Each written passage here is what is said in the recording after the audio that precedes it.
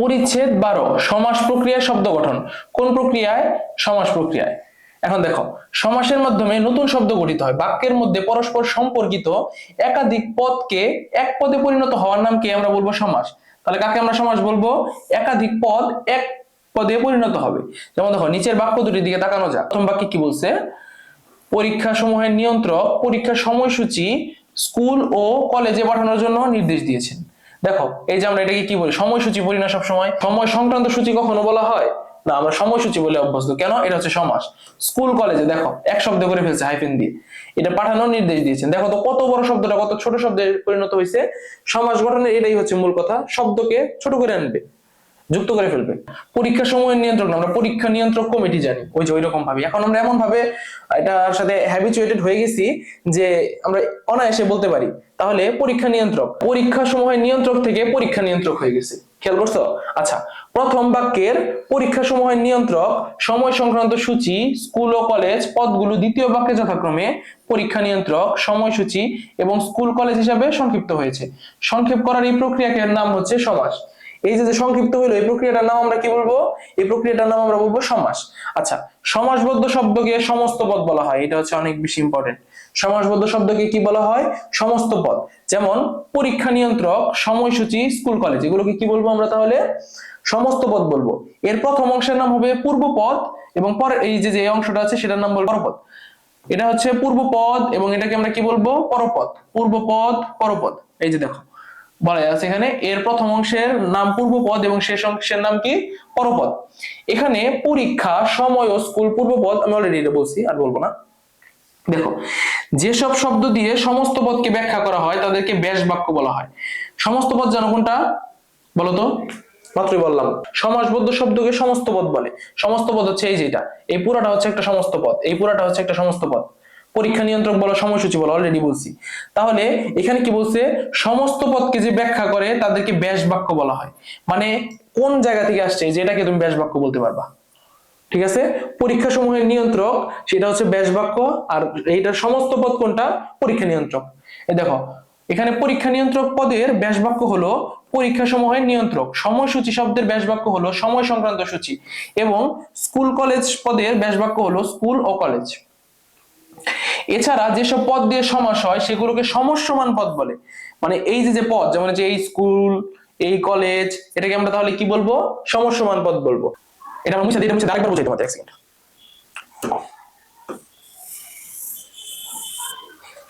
পরীক্ষা সমূহের নিয়ন্ত্রক পরীক্ষার সময় সংক্রান্ত সূচি স্কুল ও কলেজে পাঠানোর নির্দেশ দিয়েছেন। এইখানে পরীক্ষা সমূহের নিয়ন্ত্রক থেকে দেখো পরবর্তীতে চলে আসছে পরীক্ষা নিয়ন্ত্রক। এই পরীক্ষা সমূহের নিয়ন্ত্রক এটাকে আমরা বলবো ব্যাস বাক্য। কি বলবো? ব্যাস বাক্য। আচ্ছা, আর এই যে পরীক্ষা নিয়ন্ত্রক আছে না, সেটাকে আমরা কি বলবো বলতো? মনে আছে তোমাদের? সেটাকে আমরা বলবো সমস্ত পদ। কি বলবো? সমস্ত পদ। আচ্ছা, এখন এই যে এইটাকে কি বলবো আমরা? পূর্বপদ, আর এটাকে কি বলবো? পরপদ। সমস্যমান পদটা দেখো, এইখানে দেখো এই যে ব্যাস বাক্যে দেখো দুইটা শব্দ ছিল, একটা হচ্ছে পরীক্ষা সমূহের আর একটা হচ্ছে নিয়ন্ত্রক। তাহলে এই পরীক্ষা সমূহের এবং এই যে নিয়ন্ত্রক, দুইটা আলাদা আলাদা শব্দ না? এগুলোকে আমরা কি বলবো? এগুলোকে আমরা বলবো সমস্যমান পদ। তাহলে ব্যাস বাক্যে যেসব পদ ইউজ হয়, যে দুইটা পদ, সেটাকে আমরা কি বললাম এখানে? সমস্যমান পদ। এই ব্যাস বাক্যটা কি? যেখান থেকে সমস্ত পদ আসে সেটা হচ্ছে ব্যাস বাক্য। এটা হচ্ছে সমস্ত পদ, ব্যাস বাক্যের সংক্ষেপ ফর্ম হচ্ছে সমস্ত পদ।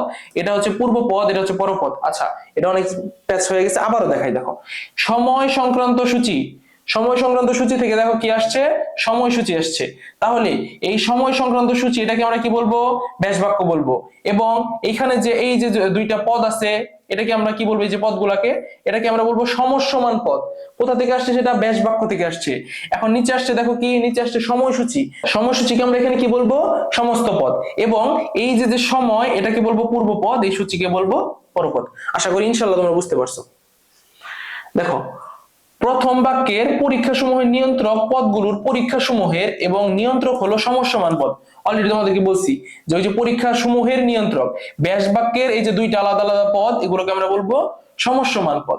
দেখো, সমস্ত পদ সাধারণত এক শব্দে লেখা হয়, যেমন সময়সূচি। সমস্ত পদটা কোথা থেকে আসছে? ব্যাস বাক্য থেকে আসছে, ব্যাস বাক্যের সংক্ষিপ্ত ফর্ম। এবং সমস্ত পদের পূর্বের অংশ হচ্ছে মানে ডান পাশে বাম পাশের অংশ হচ্ছে পূর্বপদ, তারপরের অংশটা হচ্ছে পরপদ। উচ্চারণ বা অর্থের বিভ্রান্তি ঘটার আশঙ্কায় কিছু কিছু ক্ষেত্রে পূর্বপদ ও পরপদের মাঝখানে হাইফেন বসে। যেমন স্কুল কলেজকে হচ্ছে আমরা কি দেখো এভাবে হাইফেন দিয়ে বসাই দিছি। কিছু কিছু ক্ষেত্রে পূর্বপদ ও পরপদকে আলাদা করে লেখা হয়, যেমন পরীক্ষা নিয়ন্ত্রক, কিন্তু পরীক্ষা সমূহের নিয়ন্ত্রকই কিন্তু পরীক্ষা নিয়ন্ত্রক। আচ্ছা, এখন আসো, সমাস মূলত চার প্রকার: দ্বন্দ্ব সমাস, কর্মধারয় সমাস, তৎপুরুষ সমাস এবং বহুব্রীহি সমাস। একটু করে আমরা দ্বন্দ্ব সমাসটা তাহলে দেখে ফেলি। তোমাদের দ্বন্দ্ব সমাসটাকে আমি শুরুতে একবারে যদি শর্ট ফর্মে বলি, তাহলে আমাদের পদ থাকে কয়টা? দুইটা না, একটা হচ্ছে পূর্বপদ আর একটা হচ্ছে পরপদ। দ্বন্দ্ব সমাজে পূর্বপদ এবং পরপদ দুইটারই সমান প্রাধান্য থাকে, মানে একভাবেই, মানে তুমি এটাকেও যতটুকু দাম দিবা ওইটাকেও ততটুকু দাম দিবা, এরকম। দেখো দেখো, দ্বন্দ্ব সমাসে পূর্বপদ ও পরপদ উভয় পদের অর্থে সমান প্রাধান্য থাকে। যেমন দেখো, সোনা রূপা, সমস্ত পদের ব্যাস বাক্য হচ্ছে সোনা ও রূপা। সোনা রূপা এর মধ্যে তুমি কোনোটাকে ফেলে দিতে পারবা, সোনা রূপা একদম তুমি কোনোটাকে আলাদা করতে পারবা না। তাহলে এটা কেমন হবে?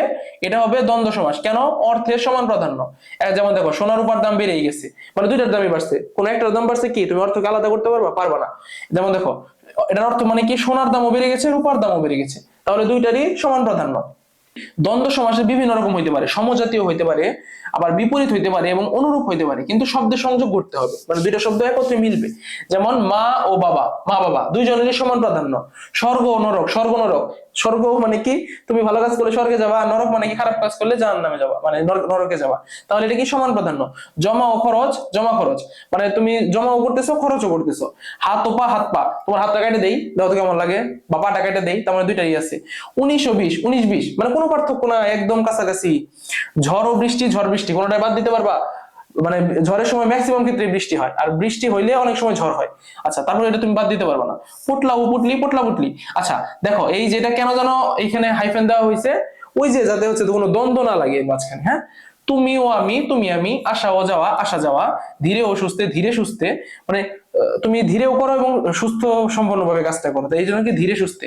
ভালো ও মন্দ, ভালো মন্দ তুমি কোনোটাকে আলাদা করতে পারবে না। কিছু দ্বন্দ্ব সমাসে পূর্বপদ ও পরপদের বিভক্তি সমাসবদ্ধ হলেও বিদ্যমান থাকে। এই ধরনের দ্বন্দ্ব সমাসের নাম হচ্ছে অলুক দ্বন্দ্ব সমাস। যেমন দেখো, মানে কি এটার মধ্যে কি বিভক্তি মনে আছে তোমাদের? ওই যে প্রথমা বিভক্তি, দ্বিতীয় বিভক্তি, তৃতীয়া। যেমন দেখো, হাতে ও কলমে, হাতে কলমে, অন্য ক্ষেত্রে এটা কি হতো, হাত কলম হয়ে যেত, কিন্তু এখানে এই বিভক্তিটা রয়ে গেছে। এই যে এ, এখানে হচ্ছে এ বিভক্তি, এখানে এ বিভক্তি, এই দুইটা বিভক্তি রয়ে গেছে। যদি এরকম বিভক্তি থেকে যায় তাহলে আমরা সেটাকে কি বলবো? সেটাকে আমরা বলবো অলুক দ্বন্দ্ব সমাস। দেখো, চোখে ও মুখে, চোখে মুখে, চলনে ও বলনে, চলনে বলনে। তৎসমাৎ পদ কখনো কখনো দুইয়ের বেশি হতে পারে। যেমন দেখো, সাহেব বিবি ও গোলাম, সাহেব বিবি গোলাম। হাত পা চোখ ও কান, হাত পা চোখ কান, হাত পা চোখ কান নাক মুখ সব খোলা রেখে চলাফেরা করতে হবে রাস্তাঘাটে। তাহলে আমরা দ্বন্দ্ব সমাস বুঝলাম। দ্বন্দ্ব সমাস মানে কি, ওই যে দুইটারই সব প্রাধান্য থাকা লাগবে। এখন এখানে দেখো চারটা আছে, চারটারও সমান প্রাধান্য থাকতে হবে। তুমি হাত কাটে ফেললে থাকবা, পা চোখ মুখ উঠে নিলে পারবা? পারবা না। তাহলে সবগুলোরই সমান প্রাধান্য থাকতে হবে।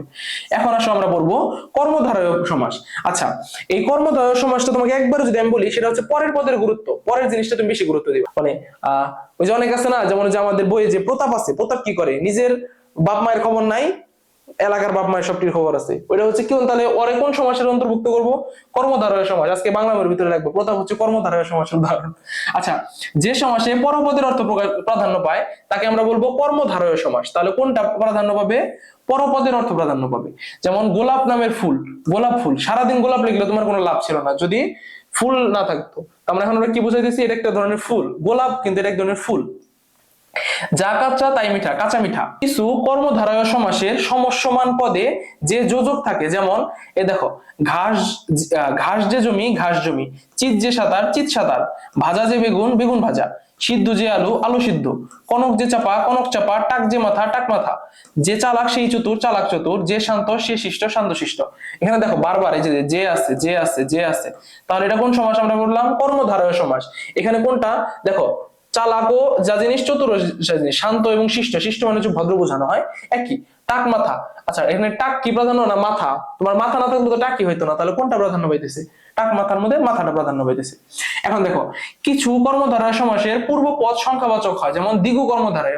তাহলে দ্বিগু কর্মধারয় কি হয়? সামনেরটা হয় হচ্ছে সংখ্যা। তিন ফলের সমাহার হচ্ছে ত্রিফলা। চার রাস্তার মিলন হচ্ছে চৌরাস্তা। আচ্ছা, যদি রাস্তা না থাকতো তাহলে কি চৌরাস্তা হইতো? এবার মনে রাখবা। আবার যদি ফলই না থাকতো তাহলে কি হচ্ছে, ত্রি হইতো, মানে তিনটা ফল হইতো, সম্ভব না। তাহলে এবং এই যে সামনে যে হচ্ছে নাম্বার আছে, এটাকে আমরা কি বলবো, দ্বিগু সমাস বলবো। আবার এখন দেখো, কিছু কর্মধারয় সমাসে সমসমান পদের মধ্যবর্তী এক বা একাধিক পদ লোপ পায়, এগুলোকে আমরা কি বলবো, মধ্যলোপী কর্মধারয় সমাস। যেমন দেখো, ঘি মাখানো ভাত, ঘি ভাত, মাখানোকে খায় ফেলছে। এখন ভাত যদি না থাকতো, ঘি দেওয়া ছিল, কোনো লাভ নাই, ঘি সারাদিন খাইলে আমার মতো মোটা হয়ে যাবে। আচ্ছা, হাতে পরা যে ঘড়ি সেটা হচ্ছে হাত ঘড়ি। ঘরে আশ্রিত জামাই, ঘর জামাই। বিজয় নিকেতন পতাকা হচ্ছে বিজয় পতাকা। মানে কি দেখো, যে মাঝখানের এই জিনিসগুলো হচ্ছে উঠা যায়, এটা আমরা তাহলে কি বলবো, এটাকে আমরা বলবো মধ্যপদলোপী। তাহলে দ্বিগু কোনটা, দ্বিগু হচ্ছে ধরো, দ্বিগু মানে দুই ভাবো, তার মানে একটা সংখ্যা। তাহলে দ্বিগু দ্বারা কি বোঝা হয়, যেটা হচ্ছে সংখ্যা থাকবে, শুরুর মানে কি পূর্ব পদের সংখ্যা থাকবে, সেটাকে আমরা কি বলবো, দ্বিগু কর্মধারয় সমাস। আচ্ছা, এখন আসতেছে এটা কি মধ্যপদলোপী, দেখো মাঝখানে সব চলে গেছে, তাহলে এটাকে কি বলবো, মধ্যপদলোপী। তোমরা টেনশন করো না, তোমাদের ম্যাক্সিমাম ক্ষেত্রে হচ্ছে এইসব সমাসের ক্ষেত্রে ব্যাস বাক্য দিয়ে দেয়। আর ধরো ঘি ভাত, ঘি মাখানো ভাত, এটা এমনি বোঝানো যায়। তাছাড়া কি ঘি দিয়ে খাওয়া ভাত, তাহলে যে মোটামুটি বোঝা যায় যে মাঝখানে কিছু একটা ছিল, সেটা লোপ পাইছে। এখন আসো, যার সঙ্গে তুলনা করা হয় তা হচ্ছে উপমান। কিছু কর্মধারয় সমাসে উপমানের সঙ্গে গুণবাচক শব্দের সমাস হয়, এগুলোকে উপমান কর্মধারয় সমাস বলা হয়। যেমন কাজলের মতো কালো, তার মানে কি উপমা দেওয়া হয়েছে কাজল কালো। কার মতো কালো, কাজলের মতো কালো। শস্যের মতো ব্যস্ত, কি শস্য ব্যস্ত। এই সমাসে পরপদ সাধারণত বিশেষণ হয়। পরপদ সাধারণত কি হয়, বিশেষণ হয়, মানে কোন একটা দোষ, গুণ, সংখ্যা, পরিমাণ বোঝায়। যেমন ব্যস্ত একটা অবস্থা বুঝাইছে, কালো এটাও দেখো একটা অবস্থা বুঝাইছে, মানে মেয়েটা কালো, ছেলেটা কালো, আমরা কি একটা বোঝাই, একটা মানে অবস্থা বুঝাইলাম। যেমন তাহলে দেখো, যাকে তুলনা করা হয় তা হচ্ছে উপমেয়। কিছু কর্মধারয় সমাসে উপমেয় পদের উপমান পদের সমাস হয়, এগুলোকে উপমিত কর্মধারয় সমাস বলে। তাহলে আগেরটা কি ছিল, আগেরটা হচ্ছে উপমান কর্মধারয় সমাস, তাহলে এইটা উপমিত কর্মধারয় সমাস। পার্থক্য কি, উপমান কর্মধারয় এবং উপমিত কর্মধারয়ের মধ্যে অনেক সমস্যা হয়, এটা আমি একটু ক্লিয়ার করে দেই। তোমাকে একজনের সাথে নির্দিষ্ট একজনের সাথে তুলনা করলাম, ধর একটা রহিমের সাথে তুলনা করলাম, তাহলে যে রহিম যে আছে না, সে হচ্ছে উপমান, আর তুমি কি, তুমি হচ্ছে উপমেয়। তোমার সাথে করছি তুমি উপমেয়, আর রহিম কি উপমান, এটাই বলা হয়েছে। তাহলে কিছু কর্মধারয় সমাসে উপমেয় পদের সাথে উপমান পদের সমাস হয়। কিসের সাথে, উপমেয় পদের সাথে উপমান পদের সমাস হয়। মানে রহিমের সাথে তোমার একটা সমাস হবে, সেটাকে আমরা কি বলবো, কর্মধারয় সমাস। এখন দেখো, পুরুষ সিংহের ন্যায়, কার মতো, সিংহের মতো। তাহলে দেখো এখানে পুরুষও আছে, সিংহও আছে, তাহলে এটাকে আমরা কি বলবো, সিংহ পুরুষ বলবো। যদি এখানে এই পুরুষ শব্দটা বাদ দিয়ে দাও, তাহলে ওই সিংহের কোনো ভ্যালু নাই। এই জন্য এটা কোন সমাস, কর্মধারয় সমাস। আখি পদ্মের ন্যায়, মানে কি পদ্ম আখি, মুখ চন্দ্রের ন্যায়, চন্দ্রমুখ। এই সমাসে কোনটা, উভয়পদী বিশেষ্য হয়। বিশেষ্য মানে কি নাম। দেখো, চন্দ্র একটা নাম, মুখ একটা নাম, পদ্ম একটা নাম, আখিও একটা নাম, সিংহ একটা নাম, পুরুষও একটা নাম। তাহলে উপমিত, উপমিত কর্মধারয় সমাসকে আমরা কিভাবে চিনবো, দুইটাই হচ্ছে বিশেষ্য থাকবে। আর দেখো উপমান কি ছিল, উপমান হচ্ছে বিশেষণ ছিল, পরের পদটা, ঠিক আছে। এখন কিছু কর্মধারয় সমাসে উপমেয় পদের সাথে উপমান পদের অভেদ কল্পনা করা হয়। অভেদ, অভেদ মানে কি, মানে কোনো ভেদাভেদ নাই এমন টাইপের। এগুলোকে রূপক কর্মধারয় সমাস বলা হয়। রূপক মানে কি, ওই যে আমরা বলি রূপক কথা, মানে এর একটা মানে কথার কথা, যে অমুকের সাথে অমুকের তুলনা দিলাম, এটাকে বলা হয়। যেমন বিষাদ রূপ সিন্ধু, বিষাদ সিন্ধু, মানে দুঃখের সাগর কি কোনোদিন হয়, কিন্তু মানে এত পরিমাণ ওর ভিতরে দুঃখ যে সেটা হচ্ছে একবার দুঃখের সাগর। মানে মন রূপ মাঝি, মন মাঝি, মন রূপ মাঝি দ্বারা কি বোঝায় হচ্ছে মন মাঝি। তার মানে কি, এটা কি করা হলো, অভেদ কল্পনা হলো, যে মাঝি হচ্ছে আমার মনের মতো। এখন আসো তৎপুরুষ সমাস, সেটা হচ্ছে সমসমান পদের, সমসমান পদ যেন কোনটা মনে পড়ে বলতো, সমসমান পদ, কমেন্ট করো, জানি পারো, একটু আগে পড়াইছি। সমসমান পদের বিভক্তি ও সন্নিহিত অনুসর্গ লোপ পেয়ে যে সমাস হয় তাকে তৎপুরুষ সমাস বলে। এটারও পরপদ অর্থের প্রাধান্য পায়। যেমন দেখো, দুঃখকে প্রাপ্ত, দুঃখ প্রাপ্ত, ছেলেকে ভুলানো, ছেলে ভুলানো, মামার বাড়ি, মামা বাড়ি। দেখো এখানে র চলে গেছে, এখানে কে চলে গেছে, এখানে কে চলে গেছে, তাহলে কি চলে যাইতেছে, বারবার অনুসর্গগুলো চলে যাইতেছে। ধানের ক্ষেত, ধান ক্ষেত হয়ে যাবে। এর, এখান থেকে এর চলে গেছে, বুঝছো, পথের রাজা, এখানে যে এর চলে গেছে, রাজপথ। গোলায় ভরা, এই যে এটা চলে গেছে আয়, তাহলে গোলা ভরা হয়েছে, গাছে পাকা, গাছ পাকা, অকালে মৃত্যু, অকাল মৃত্যু। তাহলে এখানে কি লোপ পাইছে, এখানে বিভক্তি লোপ পাইছে, এখানে কি লোপ পাইছে, এখানে বিভক্তি লোপ পাইছে। এখন দেখো সন্নিহিত অনুসর্গ লোপ পাবে, এই যে দেখো দিয়ে লোপ পাবে, দিয়ে লোপ পাবে, জন্ম লোপ পাবে, জন্ম লোপ পাবে, থেকে লোপ পাবে, থেকে লোপ পাবে। এখন মধু দিয়ে মাখা, মধু মাখা, চিনি দিয়ে পাতা, চিনি পাতা, রান্নার জন্য ঘর, রান্নাঘর, বিয়ের জন্য পাগলা, বিয়ে পাগলা। তোমরা কেউ আবার আছো নাকি, কমেন্ট করো। গ্রাম থেকে ছাড়া, গ্রাম ছাড়া, আগা থেকে গোড়া, আগা গোড়া। এখন কিছু কিছু ক্ষেত্রে বিভক্তি লোপ পায় না, এগুলোকে তৎপুরুষ সমাসের অলুক তৎপুরুষ বলা হয়। যেমন গরুর গাড়ি, তেলে ভাজা তেলে ভাজা, কি লোপ পাইছে কোনো? তাহলে এটা কি হইতো, যদি বিভক্তি লোপ পাইতো গরু গাড়ি হইতো তেল ভাজা হয়ে যেত। তেল যদি ভাজো কেমন খাও, এজন্য হচ্ছে এটা কি অলুক তৎপুরুষ। এখন আসো আমাদের লাস্ট পৃষ্ঠা, সেটা হচ্ছে বহুব্রীহি সমাস। যে সমাসে পূর্বপদ বা পরপদ কোনটির অর্থ না বুঝিয়ে অন্য কিছু বোঝায় তাকে বলা হয় বহুব্রীহি সমাস। তার মানে কি কোনটাই বোঝাবে না ভাই, নতুন একটা কিছু বোঝাবে। যেমন বউ ভাত পরিবেশন করে যে অনুষ্ঠানে, সেটা হচ্ছে বউ ভাত। লাঠিতে লাঠিতে যে যুদ্ধ, সেটা হচ্ছে লাঠালাঠি। ঠিক আছে। এখন পূর্বপদ বিশেষণ এবং পরপদ বিশেষ্য হলে সমাধিকার বহুপদী হয়। যেমন এক গোগ যার, সেটা হচ্ছে এক ঘুয়ে। এক ঘুয়ে মানে বোঝানো হয় যে সারাদিন একই রকমের যে কাজ করতেছে, সেটা হচ্ছে এক ঘুয়ে। লাল পাড় যে শাড়ি, সেটা হচ্ছে লাল পেরে। ওই যে দেখবা যে মেয়েদের শাড়ির পাড় লাল থাকে, ছেলেরা তো কেমনে জানবা, মেয়েরা জানবা। যাই হোক, পূর্বপদ ও পরপদ উভয়ই বিশেষ্য, কখনো কখনো ক্রিয়া বিশেষ্য হলে সেটাকে ব্যাধিকরণ কারক বলা হয়। গোফে যার খেজুর যার, সেটা হচ্ছে গোফ খেজুরে। তার মানে কি, যখন পূর্বপদ ও পরপদ উভয়ই বিশেষ্য হয়, মানে নাম হয়, এবং কখনো কখনো সেটা ক্রিয়া বিশেষ্য হয়। ক্রিয়া বিশেষ্য মানে কি, মানে ক্রিয়ার মতো নাম, সেটাকে আমরা কি বলবো, ব্যাধিকরণ কারক বলবো। যেমন গোফ খেজুর যা, সেটা হচ্ছে গোফ খেজুর। এই যে এই উদাহরণটাই আসে, এর বাইরে আর আসে না। উদা এগুলা এত পড়ায়, বুঝছো, এত আসে না, এত বেশি করে লাভ আছে, অল্প অল্প পড়বা। যে বহুব্রীহি ব্যাস বাক্য থেকে এক বা একাধিক পদ লোপ পায় তাদেরকে পদলোপী বহুব্রীহি বলা হয়। যেমন চিরুনির মতো দাঁত যার, চিরুনি দাঁতি। হাতে খড়ি দেওয়া হয় যে অনুষ্ঠানে, সেটা হচ্ছে হাতে খড়ি, মানে কিছুই না, কলম দেওয়া দেয় আর কি, আমাদেরকে ছোটবেলায় কলম দিয়ে দিছে। পারস্পরিক ক্রিয়ায় কোনো অবস্থা তৈরি হলে ব্যতিহার বহুব্রীহি হয়। যেমন হাতে হাতে যে যুদ্ধ, সেটাকে আমরা বলি হাতাহাতি। কি বলি আমরা, হাতাহাতি। এই হাতাহাতি করিস না, মারামারি করিস না। আচ্ছা, কানে কানে যে কথা, সেটা হচ্ছে কানাকানি। তোমরা কানাকানি করো না কিন্তু। যে বহুব্রীহি সমাসে সমসমান পদের পূর্ব পদের বিভক্তি অক্ষুণ্ণ থাকে তাকে অলুক বহুব্রীহি বলা হয়। দেখো, গায়ে এসে পড়ে যে, সেটা হচ্ছে গায়ে পড়া, গায়ে পয়রা ঝগড়া করতে আসে। ঠিক আছে। কানে খাটো যে, সে হচ্ছে কানে খাটো। ঠিক আছে, এটা আসে না। এই যে গায়ে এসে পড়া, এটা মাঝে মাঝে দিয়ে দেয়, এটা হচ্ছে অলুক বহুব্রীহি। যে বহুব্রীহি সমাজে পূর্বপদ সংখ্যাবাচক তাকে সংখ্যাবাচক বহুপদী বলা হয়। যেমন চার ভুজ যে ক্ষেত্রে, সেটা হচ্ছে চতুর্ভুজ। তিন তার যে যন্ত্রে, সেটা হচ্ছে সেতার। সেতার তাহলে কি, তিন তারের যন্ত্র। ঠিক আছে, যেটা পরীক্ষা আসে। সমাসের মাধ্যমে কি গঠিত হয় বলতো? নতুন বাক্য, নতুন বর্ণ, নতুন ধ্বনি। এটা তো কাটা কাটা বাক্য, কাটা নতুন শব্দ, একটা শব্দ গঠিত হয়। সমাসবদ্ধ পদকে কি বলা হয় বলো? সমস্ত পদ, সমসমান পদ, পূর্বপদ, পরপদ। কোনটা? সমসমান পদ বলা হয় সমাসবদ্ধ পদকে। আচ্ছা, ব্যাস বাক্য কাকে ব্যাখ্যা করে? পূর্বপদকে, পরপদকে, সমস্ত পদকে, না সমসমান পদকে? ব্যাস বাক্য ব্যাখ্যা করে সমস্ত পদকে। কেন? ওই যে ধরো কথার কথা, এখান থেকে আমি একটা উদাহরণ দিই। যেমন সে তার, তিন তারের সমষ্টি, সে তার। আচ্ছা, এই সে তার যে শব্দটা আসছে, কোথা থেকে আসছে মনে আসে? ওই যে তিন তারের সমষ্টি। তাহলে তিন তারের যে সমষ্টিটা ছিল, ওটাকে আমরা বলতে পারি কি, ব্যাস বাক্য। এবং ওই যে যে ব্যাস বাক্য, সেটা কাকে রিপ্রেজেন্ট করতেছে? সে তারকে রিপ্রেজেন্ট করতেছে। সেটা আবার কি, সমস্ত পদ। আর সমসমান পদ কি, ওই যে এই যে সে আর এই যে তার, এটা একটা হচ্ছে কি, সে কি, সে হচ্ছে পূর্বপদ, তার হচ্ছে পরপদ। আর সমসমান পদ হচ্ছে এই যে এখানে যে কটা থাকে, ওইখানের প্রত্যেকটা পদকে হচ্ছে সমসমান পদ বলে। এখন পরীক্ষা নিয়ন্ত্রক পরীক্ষার সময়সূচি স্কুল কলেজে পাঠানোর নির্দেশ দিয়েছেন। এই বাক্যে সময়সূচি কোন পদ বলতে পারবা?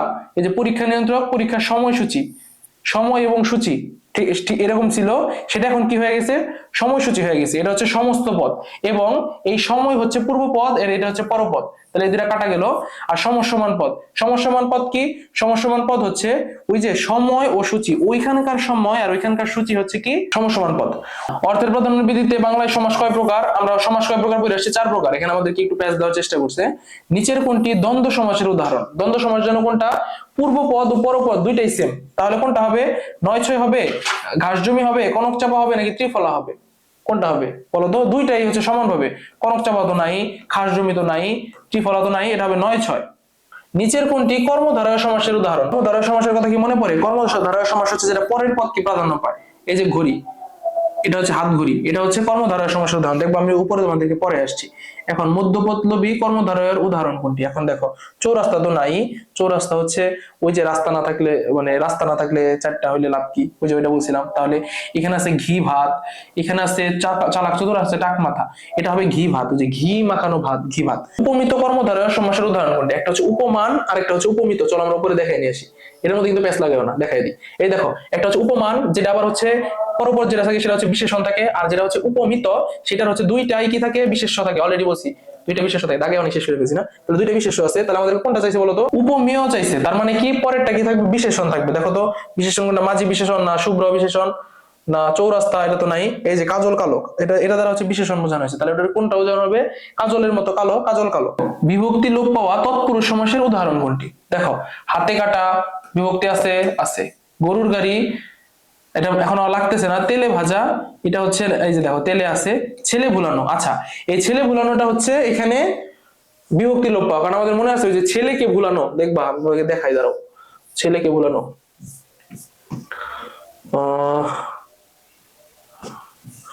এই দেখো ছেলেকে ভুলানো মানে হচ্ছে ছেলে ভুলানো, তার মানে দেখো এটা কোন বিভক্তি লোপ পাইছে? কে বিভক্তি লোপ পাইছে। নিচের কোনটি অলুক তৎপুরুষ সমাসের উদাহরণ? দেখো, একটা আছে গ্রাম ছাড়া, ঘাস পাকা, ধান ক্ষেত, গরুর গাড়ি। কোনটা হবে বলতো? অলুক তৎপুরুষ। মনে পড়ে অলুক তৎপুরুষ কোনটা? অলুক তৎপুরুষ হচ্ছে যেটার বিভক্তি লোপ পায় না। যেমন দেখো গ্রাম, এখানে তো বিভক্তি এমনিতেও নাই, এখানে একটা আছে এর বিভক্তি আছে, এটা হচ্ছে অলুক তৎপুরুষ, মানে বিভক্তি লোপ পায় না। কোন সমাসে পূর্বপদ ও পরপদের কোনটির অর্থ না বুঝিয়ে অন্য কিছু বোঝায়?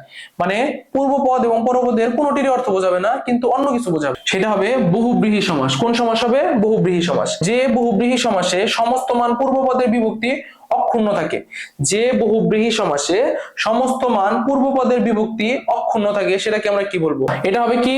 এটা হবে অলুক বহুব্রীহি। এটা কি হবে? অলুক বহুব্রীহি। এই দেখো, দেখছো, যে বহুব্রীহি সমাসে সমস্ত মান পদের এবং পূর্বপদের বিভক্তি অক্ষুণ্ণ থাকে। দেখো এখানে অলরেডি দাগ দিয়ে রাখছি,